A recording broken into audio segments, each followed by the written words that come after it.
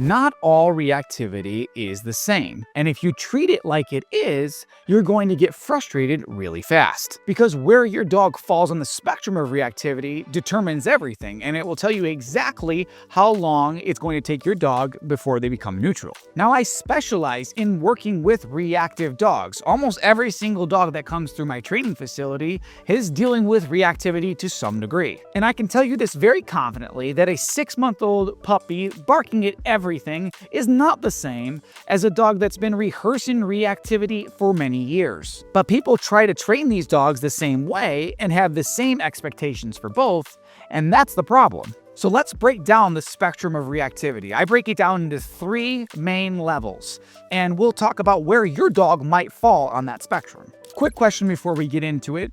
When your dog is reacting, what does it look like? Is your dog whining? Is your dog crying? Are they trying to pull towards their trigger? Are they barking and snapping, lunging at everything? Are they completely losing their mind? Let me know in the comments. All right, level 1. This is your low level and your inexperienced reactivity. Now, these dogs are typically your young dogs, your puppies, your untrained dogs, and your dogs that just generally don't understand expectations just yet. These dogs might bark at things, they get overly excited on the leash, or they might just be overly reactive to changes in their environment. But the key is this is not deeply rooted behavior just yet. This type of reactivity is usually caused by a lack of structure, a lack of clear communication, and a lack of follow-through. These dogs can improve very, very quickly because they haven't built that habit really strong yet. If this sounds like your dog, this is the time for you to start working on this to get your dog to become more neutral. It only gets harder as we go into the other levels. Level 2, this is your learned and your reinforced reactivity. Honestly, this is where most dogs fall. These dogs have been rehearsing reactive behavior for months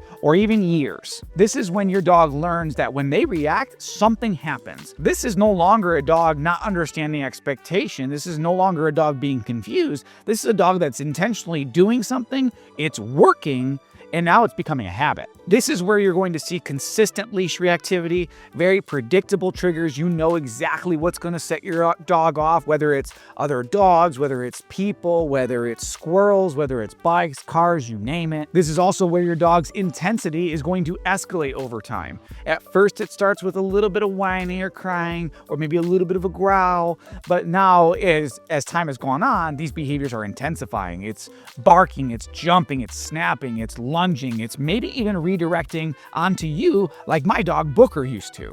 It's no fun. Now, this level of reactivity usually stems from inconsistent training. Maybe you've done a little bit of training here and there. If you're doing a force-free approach and you're not holding your dog to any standard, you're afraid to correct your dog, and your dog's reactivity is just getting worse and worse, it's probably because of that. Or generally speaking, if you just don't have any consequences for your dog's behavior, you don't have any follow-through on expectations, your dog is likely going to fall in this range of the spectrum. In level 1, you can just start teaching your dog what you want them to do instead. They don't really know what they're not supposed to do or what to do. For example, instead of barking at the other dog, if you check in with me, I'll reward you for good behavior. Instead of lunging at the car, if you engage with me, I'll reward you for that behavior.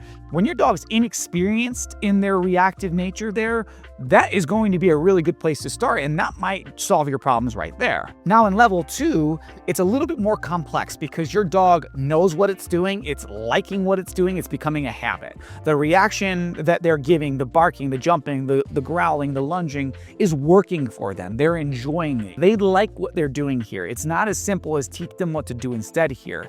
You have to also teach your dog what they cannot do. You have to juggle both here. You have to tell your dog and correct the behavior that you don't like, and then build up an alternative skill as well to teach them what to do instead. You're doing 2 things. This is why it's more complicated in this level than it is in level 1. Level 3, your deeply rooted habitual reactivity. Now, this is the most serious end. This is a dog that is reactive to everything. They cannot settle. They're constantly overstimulated. They're always seeking things out in their environment. And you can tell that these dogs are just overwhelmed as soon as they step outside, or just in general, honestly. And in this level, reactivity is not just them barking when they're on the leash. The reactivity is pretty much their entire mindset. They cannot not react to every little change in their environment, regardless of where they are. This state of mind is really exhausting for dogs, and it does take a long time, and you have to change a lot of habits in order to help them feel better. These dogs are constantly living in a very heightened state of arousal all the time. They're constantly looking for things to do. They are what I would call stimulation seekers.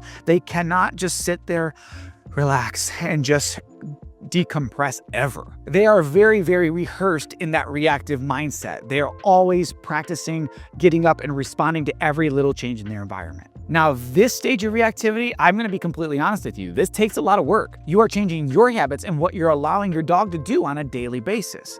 You're probably going to have to implement so much more structure in your everyday life for these type of dogs. That means that you're going to start tethering them. That means you're going to need to start crate training them. They need your help in slowing their life down. You have to probably help your dog sleep more because these dogs are always very sleep deprived. They're always constantly scanning, so it's hard for them to really just let go, relax, and get that deep restorative sleep and repair their nervous system. Is constantly like on high alert, and these dogs need more downtime. You're gonna have to help them enforce that downtime, because with these dogs, you're not just breaking a habit. They're not just barking on the leash. Their whole mindset is what needs to be changed. After hearing about these 3 levels of reactivity, where would you say that your dog falls? Are they pretty new in this behavior, more level 1? Do they have a little bit of a habit going on there in level 2? Like you kind of know what they're going to be reactive to? Or is it number 3 where they're just kind of constantly stressed out and you feel like they respond to everything? My dog Booker, after I can reflect on this, he was definitely a level 3 case of reactivity. Man, that dog just could not react to everything all the time. It took a lot of work, but man, was it worth it. And when you're talking about a level 3 dog, you're talking months to years to getting your dog to that other side. It took Booker and I many months of being very, very consistent and intentional to get him to where he is now as the demo dog at my facility. Now, where your dog falls on this spectrum tells you a lot about how long it's going to take for them to get to that other side. Now, there's actually so much that goes into reactive dogs. There's so many reasons why your dog could be reactive in the first place. This is where people usually miss the bigger picture. They think it's just what's happening on the leash, but reactivity is so often not just what's happening on the leash. Your dog's reactivity level is also directly impacted by their exercise levels. If your dog's under exercise, they're gonna be more reactive. Your dog's mental fulfillment, so your dog being able to use its brain in a very productive way. This is like training, breed-specific fulfillment. If you're not doing this, dog's gonna be more reactive. Quality of sleep, this is a big one.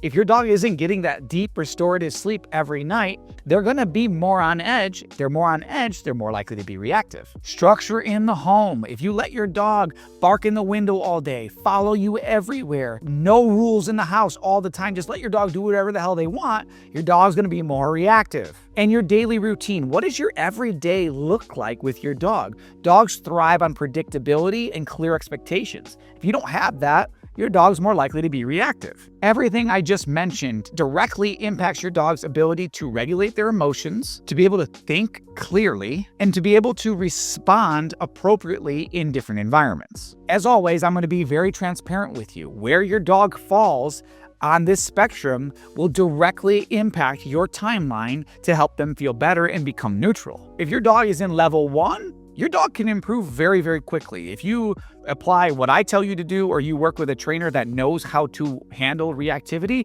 your dog can improve in as little as 1 session. I've seen it, I've done it. A dog in level 2 takes much more time and much more consistency. You're looking at probably a couple of months of very intentional, very consistent work. Again, practicing the good habits, making sure you're doing all the things I said to do, making sure that you are giving good feedback on the leash when they're making good decisions and when they're making bad decisions. And if you do that, you have probably a couple months ahead of you before your dog's able to be neutral. If your dog is in level 3, it's much more intense. You are looking at lifestyle change for you and your dog. You are looking for habit change for your dog and you too. And obviously, as we know, anything in terms of changing habits and changing lifestyle takes time. This is where you're looking at months to years to rewrite your dog's baseline and help them feel better, becoming more neutral. And this is where people get frustrated. They want results yesterday. They want their dogs to stop doing behaviors overnight that they've been rehearsing for years. And that's not how this works. Just like anything in life, you have to put in the work if you want to see results. Reactivity is not random. It's built. It's built through repetition, lack of structure, lack of accountability, and lifestyle factors. And the more it's built, the more it's rehearsed, the more it's practiced, the longer it's going to take you to undo. So stop comparing your dog to other dogs. Stop expecting the same timeline as someone else's dog. Figure out where your dog falls on this spectrum and train accordingly. Because once you understand where your dog falls, you understand how much time it's actually going to take you to overcome it. This is when you stop feeling frustrated and you can actually start making real progress. If you're working through reactivity, or if you've got any questions about anything I talked about in this video, drop a comment. I would love to be able to help you. I post 2 times per week on this channel covering all things reactivity, anxiety, aggression, resource guarding, fear. If you want real, no bullshit dog training content that works, this is your channel. I want you to be here. Subscribe. I'm the Big Dog Guy, and I'll see you in the next one.